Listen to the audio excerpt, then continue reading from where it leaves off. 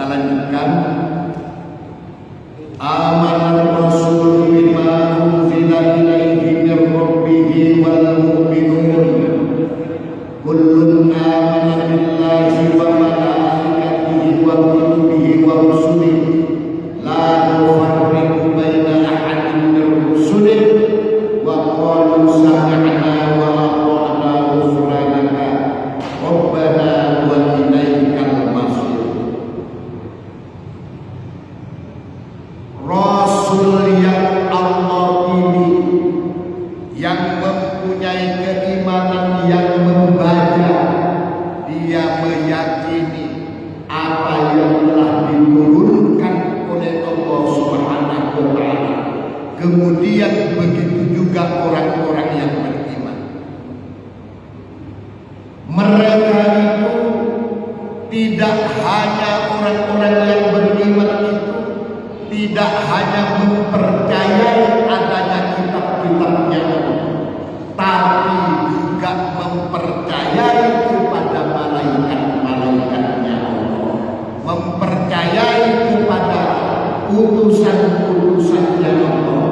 Bahkan mereka tidak membedakan dari sekian banyak utusan-utusan Allah yang mereka tidak membedakan. Kalau sudah dengan kitabnya Allah, dengan malaikatnya Allah, dengan rasulnya Allah, dengan takdirnya Allah, mereka itu taat, menerima. Dia bisa menerima apa yang sudah ditakdirkan oleh Allah. Kalau sudah Al-Quran yang berkata, dia pasti menerimanya. Kalau dia itu orang beriman. Dengan keyakinan yang ada, dengan kemantapan tauhid yang ada seperti itu, maka dia yang diharapkan adalah ampunan dari Allah. Ampunan dari Allah, karena hanya kepada Allah tempat kembali kita itu, hanya kepada Allah, tidak kepada yang lainnya. Tempat kembalinya kita hanya kepada Allah. Jadi kita dari Allah juga akan kembali kepada Allah. Orang yang beranggapan dari Allah kemudian mengatakan atau berprasangka tidak kembali kepada Allah, atau tidak menjadikan Allah sebagai tempat kembali, itu yang menjadi sasar. Itu yang menjadi sasar.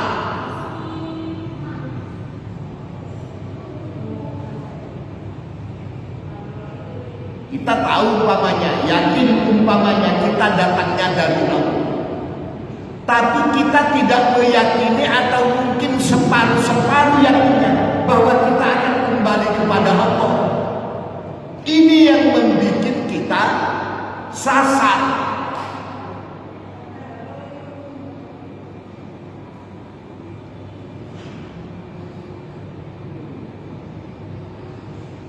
Jadi kita harus meyakini bahwa kita dari Allah dan kita senantiasa bersama dengan Allah, dan juga kita akan kembali kepada Allah.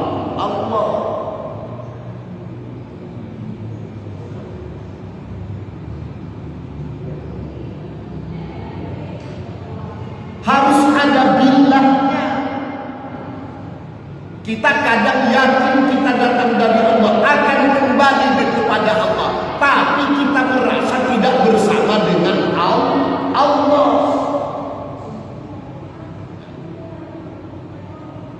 Mungkin kata saya kemarin apa? Mungkin kita di masjid merasa dengan Allah, giliran di luar masjid tidak dengan Allah. Padahal kapan kita pernah lepas dengan Allah? Tidak pernah lepas dari Allah. Tidak akan pernah lepas dari Allah. kita punya prasangka lepas dari Allah karena kebutaan kita, karena ketidaktahuan kita, karena kelemahan kita, karena kedhaifan kita. Sehingga kita sering berkata kita tidak diketahui oleh siapapun. Umpamanya kita membohongin orang, umpamanya kita menipu orang, umpamanya puasa kita tidak puasa, umpamanya waktu sholat kita tidak sholat, lalu kita kepada orang bilang sholat. Karena apa? Karena tidak ada orang yang tahu kalau kita tidak sholat, karena tidak ada orang yang tahu kalau kita tidak puasa. Padahal orang yang bertauhid itu berkata kita senantiasa bersama dengan Allah. Allah tahu. Makanya orang yang beriman itu tidak berani puasa itu nyolong minum, gak ada, gak mungkin, karena dia itu merasa beriman, karena dia merasa bersama dengan Allah. Walaupun curi minum umpamanya tidak ada orang yang tahu, Allah yang tahu. Allah yang tahu. Makanya ayat Al-Quran itu yang berkenaan dengan puasa itu, yang dipanggil itu ya ayyuhalladzina amanu. Hai orang-orang yang beriman, itu yang dipanggil.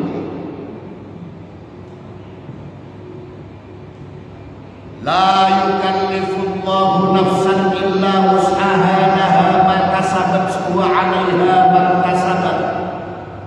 La yukallifullahu nafsan illa wus'aha. Allah tidak pernah memberikan beban kepada seseorang atau kepada hambanya kecuali sesuai dengan kemampuannya. Itu konsep, itu pasti. Jadi jangan ada orang berkata kenapa tidak puasa. Waduh, saya kalau dengan puasa ampunlah tidak kuat. Mustahil.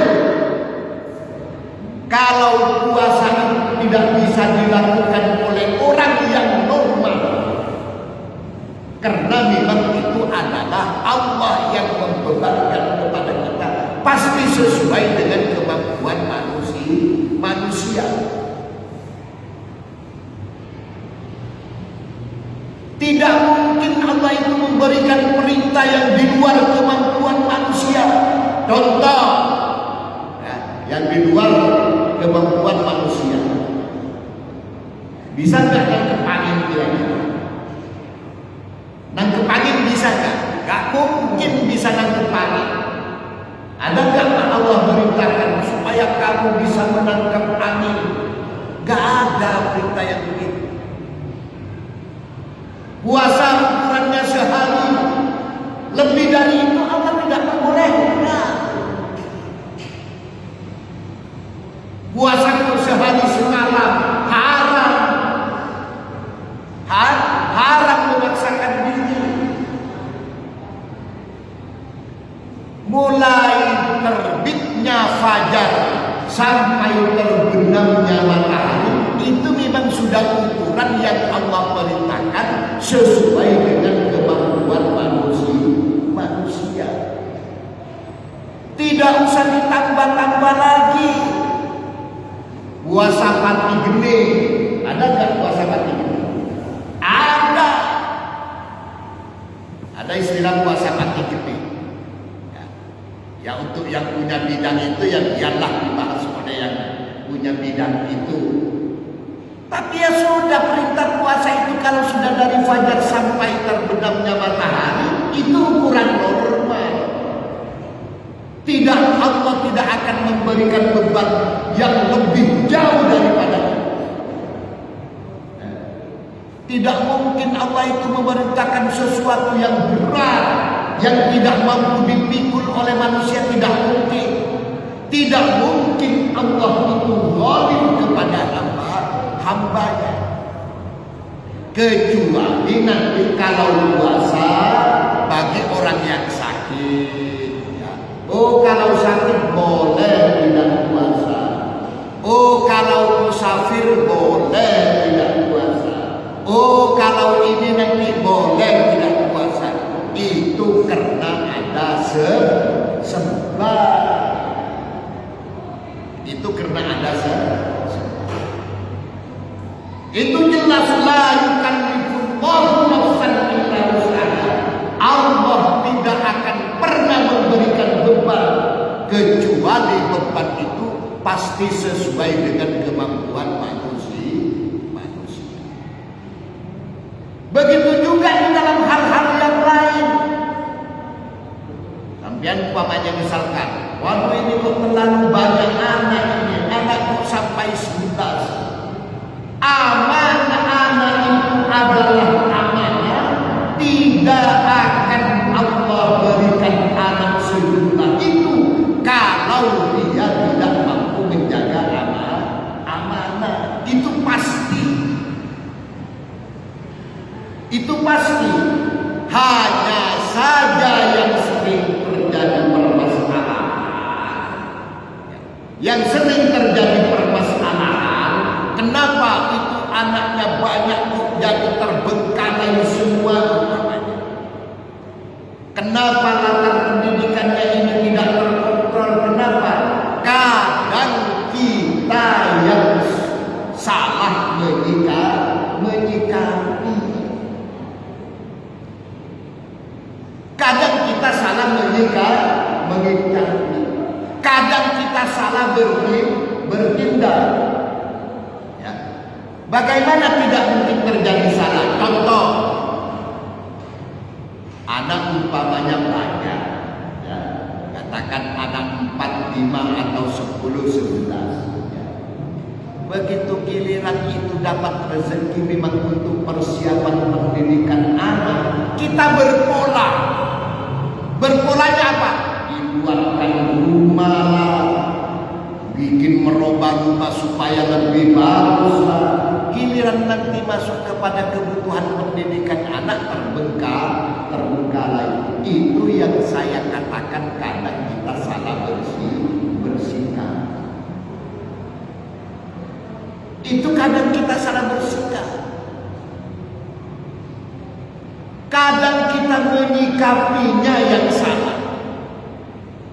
Di dalam menyikapinya salah. Sehingga terjadilah kesemerautan di dalam pengaturan hal-hal yang lain. Amanah tidak mungkin Allah berikan apapun saja kepada kita. Dan kita yakin semua yang terjadi itu adalah ketentuan Allah. Dan apapun yang diberikan oleh Allah pasti sesuai dengan kemampuan kita. Maka di sini dikatakan laha ma kasabat wa 'alaiha maktasabat. Mereka akan mendapatkan balasan dari apa yang mereka perbuat. Begitu juga akan mendapatkan siksa dari apa yang dia lalaikan. Kalau tidak mampu menyikapi ya jadi amburadul. Kalau mampu menyikapi insya Allah indah. Coba kalau kita lihat dari kisah-kisah orang-orang soleh terdahulu, berapapun besarnya permasalahan yang ada, tapi dirasakan sebagai nikmat, indah.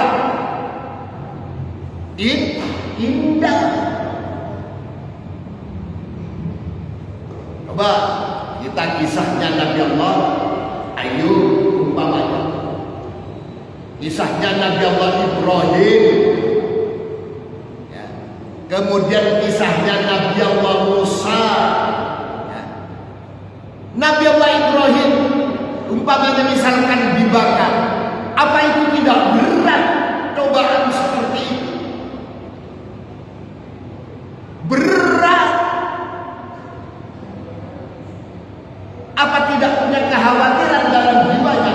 Punya. Tapi karena pandai menyikapi, karena arif di dalam menyikapinya, dan dia berkata hanya Allah, hanya Allah, Allah yang bagaimana, yang mampu menentukan segalanya. Ya walaupun mau dibakar, kalau Allah menghendaki, apa yang terjadi. Apa Nabi Allah Ibrahim sebelum itu sudah tahu kalau api itu mau jadi dingin? Tidak. Tapi berkat tauhidnya dia, saking mampunya jiwanya menguasai emosinya, batinnya mengikatkan hanya karena Allah, lalu turun pertolongan dari Allah. Apa yang keluar? Ya narukuni, ya narukuni bardau wa salaman ala Ibrahim. Turun pertolongan dari Allah. Apa kata Allah? Wahai api, kau yang mau dijadikan membakar untuk tubuhnya Nabi Allah Ibrahim, sudah saat itu jadilah kau dingin. Apa itu api-apian? Api betulan itu. Jangan dikira bukan api betulan. Ya kalau es lilin ya, biasanya kalau yang ada asapnya itu kan api atau bara. Kalau es lilin dia walaupun ada asapnya itu ya dingin. Itu panas yang pura-pura dingin yang pura-pura panas karena ada asapnya. Yang lilin itu es lilin itu biasanya yang keluar asap itu kan api ataupun bara. Ini es lilin keluar asap padahal dingin. Ya mungkin prosesnya itu kan dari panas juga.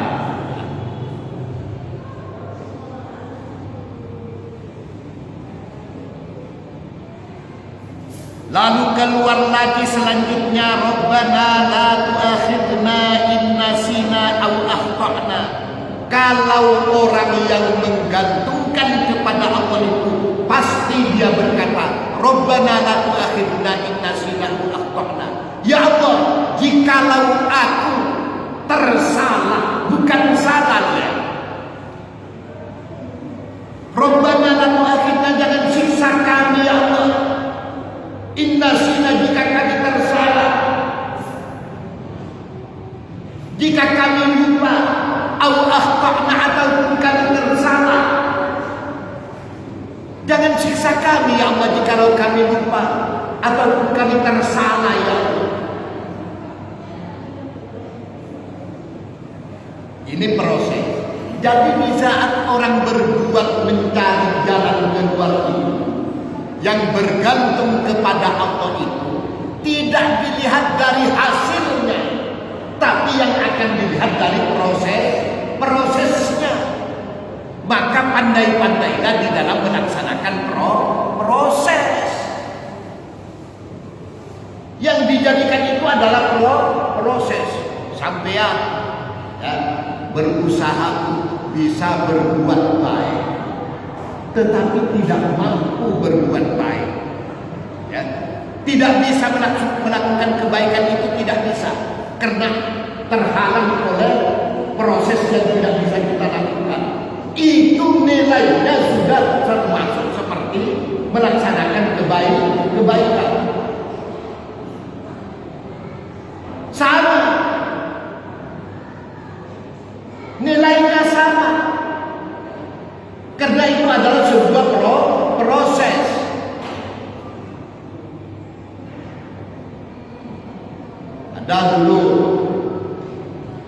Ada seorang yang tidak bisa melaksanakan ibadah haji. Ya. Dalam sebuah kisah dikisahkan ada orang tidak bisa melaksanakan ibadah haji, tapi dicatat haji oleh Allah. Ada seorang ulama yang bernama Ibnul Muwafiq. Ibnul Muwafiq. Ibnul Muwafiq ini seorang tukang sol sepatu. Apa sol sepatu? Tukang jahit, ya, tukang jahit sepatu. Dia itu tidak melaksanakan ibadah haji, tapi dicatat sebagai orang yang melaksanakan ibadah haji. Kok bisa? Ya, kok bisa? Ceritanya begini. Suatu saat, di saat dia bekerja sebagai seorang penjahit sepatu, dia berniat mengumpulkan, mencicil tabungan untuk dibuat bekal naik haji. Sebelum sempat naik haji, beliau itu sudah kawin terlebih dahulu.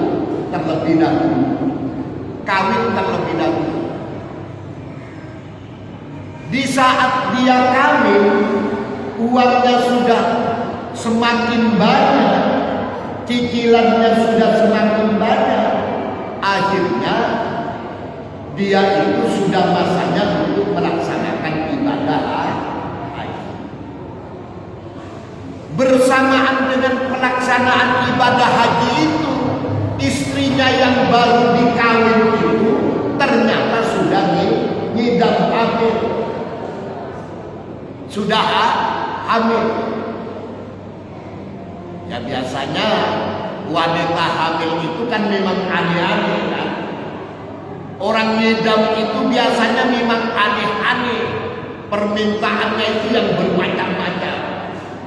Minta buah inilah padahal tidak musimnya buah anggur namanya. Tidak musimnya anggur. Cari buah salak, tidak musimnya buah salak. Itu namanya orang ngidam. Akhirnya begitu tiba pada masanya pelaksanaan ibadah haji, Ibnul Muwafiq itu tidak melaksanakan ibadah haji. Tidak melaksanakan ibadah haji.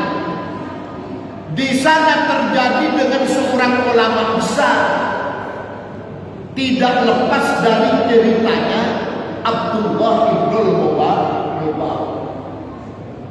Abdullah Ibnul Mubarak itu di saat melaksanakan ibadah haji didatangi oleh dua malaikat.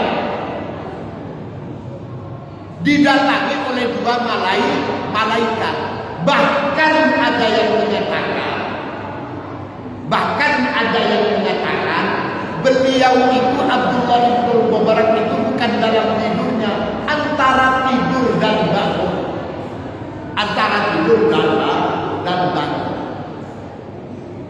Jadi ada dua malaikat berkomunikasi tanya jawab. Kata yang satunya malaikat, wahai sahabat, ini pelaksanaan ibadah haji tahun ini berapa ribu? Berapa jumlahnya orang yang melaksanakan ibadah haji tahun ini? Ada yang mengatakan 600.000, ada yang mengatakan 700.000. Ya. Dalam komunikasi itu disebutkan, oh yang datang tahun ini 600.000, oh yang datang tahun ini 700.000. Ini ada dua versi. Terlepas dari itulah, ya, terlepas dari itu, yang penting komunikasi itu terjadi. Lalu kata malaikat yang satunya lagi bertanya, dari 600.000 ini atau 700.000 ini, lalu berapa yang jadi haji mabrur yang diterima hajinya? Yang jadi haji mabrur berapa? Kata malaikat yang satunya, tidak ada yang mabrur. Tidak ada yang mabrur. Kaget Abdullah Ibnul Mubarak, kaget. Bangun dari tidurnya. Nangis dia. Nangis, tidak ada yang mabrur. 700.000 itu tidak ada yang mabrur, atau 600.000 itu tidak ada yang mabrur. Nangis dia, ya kasihanlah. Ada orang kiri raya sudah jual, rombongnya sudah dijual ya. Kadang sawahnya dijual, kadang sapinya dijual. Naik haji sampai ke sana hajinya tidak mabrur. Nangis kasihannya, ya Allah bagaimana? Ya kalau Ibnul Mubarak orang sudah melaksanakan ibadah haji berkali-kali. Ya. Lalu dalam perkataan itu ada yang membuat dia bertanya-tanya. Kata malaikat itu ada ini penyebabnya. Yang menyebabkan orang ini menjadi hajinya mabrur atau paling tidak menjadi haji yang mabrur ini karena ada satu perbuatan seseorang. Ada karena perbuatan seseorang yang dia tidak melaksanakan ibadah haji, tapi karena perbuatannya jamaah yang 600.000 ini, jamaah yang 700.000 ini bisa menjadi mabrur atau paling tidak menjadi mabrur. Lalu diceritai, dikasih cerita, dikasih tahu Abdullah bin Mubarak dalam kisahnya malaikat. Ternyata yang menyebabkan hajinya itu menjadi haji yang mabrur atau menjadi haji yang makbul itu adalah karena perbuatannya seseorang yang bernama Ibnul Muwafiq atau ada yang menyebut Ibnul Muwaffaq. Ada yang menyebut Ibnul Muwafiq atau Ibnul Muwaffaq. Ternyata apa yang terjadi? Ya. Begitu dia selesai melaksanakan ibadah hajinya, dia temui Ibnul Muwafiq itu dia temui. Lalu dia itu berkata dan bertanya, apa sebetulnya perbuatan Ibnul Muwafiq ini apa? Kok sampai dia itu tidak bisa melaksanakan ibadah haji, tapi bisa menjadikan hajinya orang yang 600.000 atau 700.000 itu menjadi haji yang mabrur atau menjadi haji yang makbul. Ternyata ditelusuri cerita sampai di sana, ternyata Ibnul Muwafiq itu adalah orang tukang sol sepatu.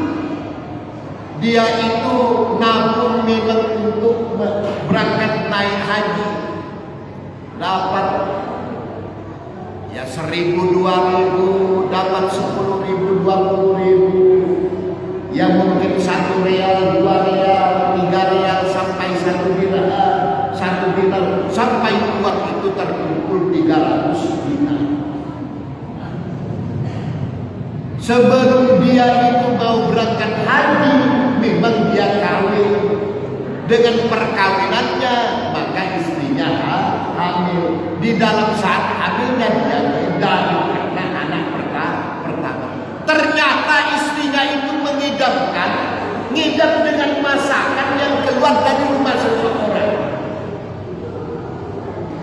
Keluar dari rumah seseorang. Memang di sebelah di rumahnya dia itu memang ada juga wanita janda. Anaknya 5, rumahnya itu gubuk reok yang sudah mau roboh. Istrinya Ibnul Muwafiq itu mengidamkan makanan yang keluar dari rumah orang itu, aroma yang keluar dari masakannya rumahnya orang itu. Akhirnya Ibnul Muwafiq itu datang ke sana. Assalamualaikum. Waalaikumsalam. Siapa gerangan saya? Siapa? Ibnul Muwafiq. Aduh, ini ulama besar. Dia memang ulama. Dia memang orang alim. Orang semuanya tahu kalau beliau itu orang alim. Cuman kerjanya memang sebagai tukang sol. Dia heran, kenapa kok sampai datang ke sini?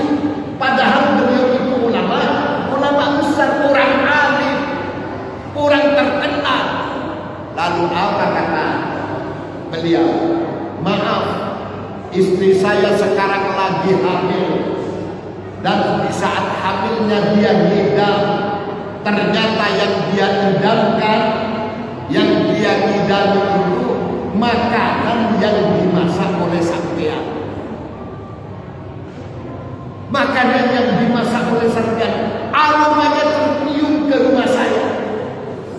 Sampai istri saya itu berkata, pokoknya harus dapat makanan yang keluar dari rumah itu, berapapun harganya. Ya biasanya orang ngidam ya pasti diikuti, pasti dipenuhi, tidak boleh tidak. Namanya juga ngidam. Akhirnya apa yang terjadi? Tidak disangka dari lisan yang mulia seorang ibu, dari lisan yang mulia seorang ibu keluar perkataan yang agung. Apa kata beliau? Wahai guru, wahai orang alim, wahai kiai, ini makanan yang saya masak ini tidak halal untuk Tuhan, tapi halal untuk saya dan keluarga. Makanan yang saya masak ini haram untuk Tuhan dan untuk orang lain, tapi halal untuk saya dan keluarga. Dia tambah bingung. Ibnul Muwafiq tambah bingung. Ini orangnya orang Islam, saya juga orang Islam, hukumnya pastinya sama. Kalau haram untuk dia mesti haram untuk saya. Kalau halal untuk dia mestinya halal juga untuk saya.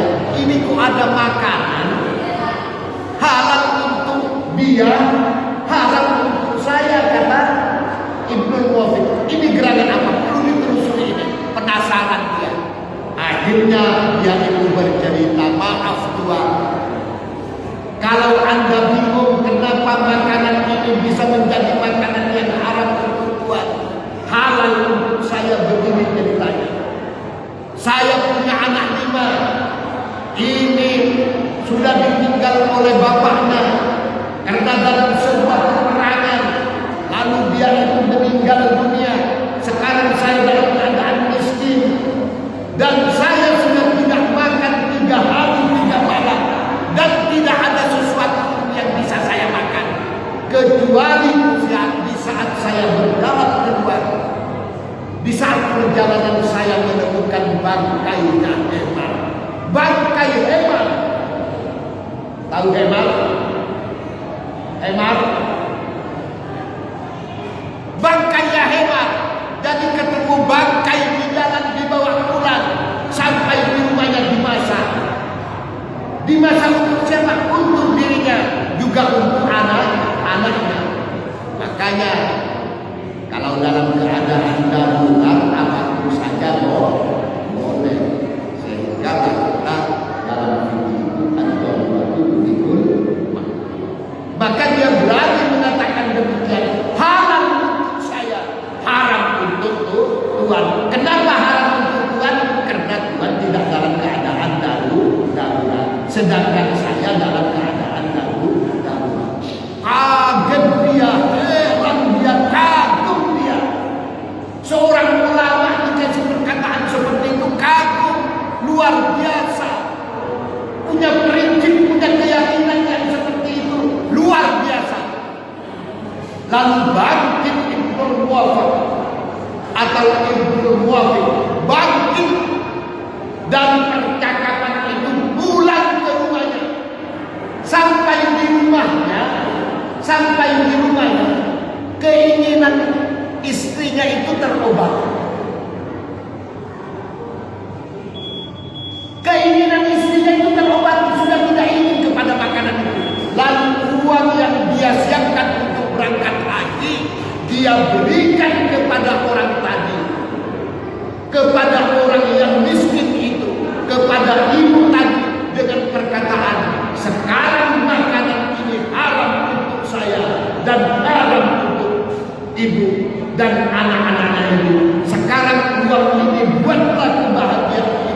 dan makanlah dengan apa yang dikehendakinya sesuai dengan yang diharapkan oleh anak-anak. Bergembiralah dengan uang ini.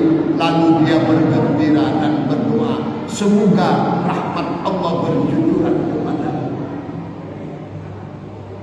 Dari doanya orang yang seperti itu, dia tidak bisa melaksanakan ibadah haji, tapi Allah yang menjaga.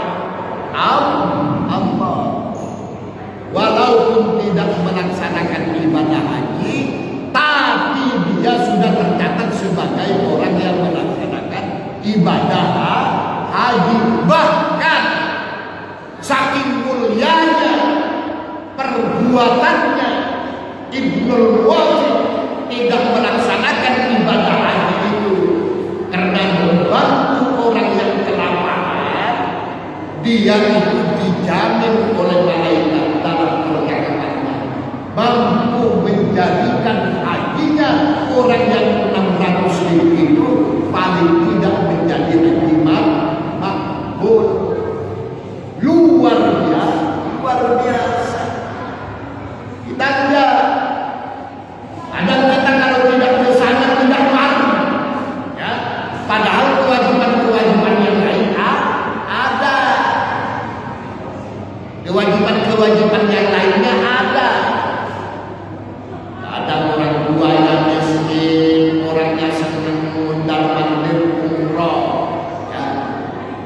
Tetangganya miskin, senangnya mondar-mandir umroh. Padahal umrohnya sunat, orang yang kebutuhan wajib, haram.